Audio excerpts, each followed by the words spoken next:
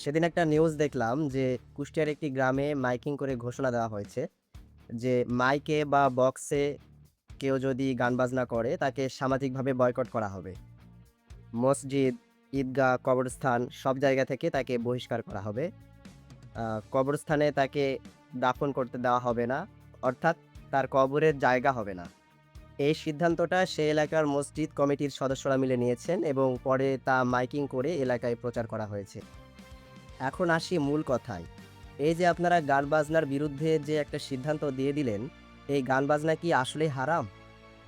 যে গানে আল্লাহর কথা বলা হয়, রাসূলের কথা বলা হয়, মানবতার কথা বলা হয়, ধর্মের কথা বলা হয়, সে গান কি হারাম? না, সে গান তো হারাম নয়। হারাম হবে সেই গান যে গানে অশ্লীলতা রয়েছে। শুধু গান নয় কেবল, অশ্লীল সকল কিছুই হারাম। সেটা ছবি হতে পারে, ভিডিও হতে পারে বা গান হতে পারে। যেটাতেই অশ্লীল কিছু থাকবে সেটাই হারাম।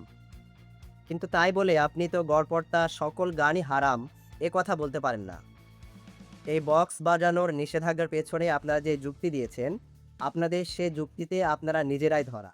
আপনারা যে ওয়াজের মৌসুম এলেই পাড়ায় পাড়ায়, মহল্লায় মহল্লায় ওয়াজ মাহফিল তথা ধর্ম ব্যবসার আয়োজন করেন, ২-৪ কিলো পর্যন্ত মাইক লাগান, সারা রাত চিল্লায় চিল্লায় ওয়াজ করেন, কেন?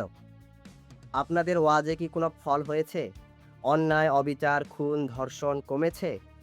বরং বেড়েছে। সোশ্যাল মিডিয়া খুললেই দেখা যায় অন্যায়, অপরাধের খবর। পত্রিকার পাতা খুললেই দেখা যায় শিশু ধর্ষণের খবর। এমনকি মাদ্রাসার শিক্ষক দ্বারা ছাত্র বলাৎকার এবং শিশু ছাত্রী ধর্ষণের অভিযোগ এখন নিত্যদিনের ঘটনা। আপনারা তো একটিবারও ভাবেন না যে ওই এলাকায় তো অসুস্থ ব্যক্তি থাকতে পারে, বৃদ্ধ লোক থাকতে পারে, শিশু থাকতে পারে। সারা রাত ওয়াজ চালালে তাদের সমস্যা হতে পারে। কই আপনারা তো এটা ভাবেন না? ঠিকই তো ধর্ম ব্যবসা করে বান্ডেল বান্ডেল টাকা কামাই করছেন, যেটা আল্লাহ নিষেধ করেছেন। তাই বলি কি ভাই, নিজেদের বেলায় এক নিয়ম, অন্যদের বেলায় আরেক নিয়ম, এসব ভণ্ডামি বাদ দেন। এসব ভণ্ডামি বাদ দিয়ে যেখানে আসল সমস্যা সেটা নিয়ে কথা বলেন। সারা পৃথিবীময় যে ইবলিসের রাজত্ব চলছে, মানুষ আল্লাহর দেওয়া আইন বাদ দিয়ে মানুষের তৈরি করা আইন দিয়ে জীবন পরিচালনা করছে, এসব নিয়ে কথা বলেন। কিভাবে ইবলিসকে পরাজিত করে আল্লাহকে বিজয়ী করা যায়, এটা নিয়ে কথা বলেন। কিভাবে এই বিচ্ছিন্ন, বিক্ষিপ্ত, টুকরো টুকরো হওয়া মুসলিম জাতিকে একটি সুতায়, একটি কথার উপর ঐক্যবদ্ধ করা যায়, এসব নিয়ে কথা বলেন।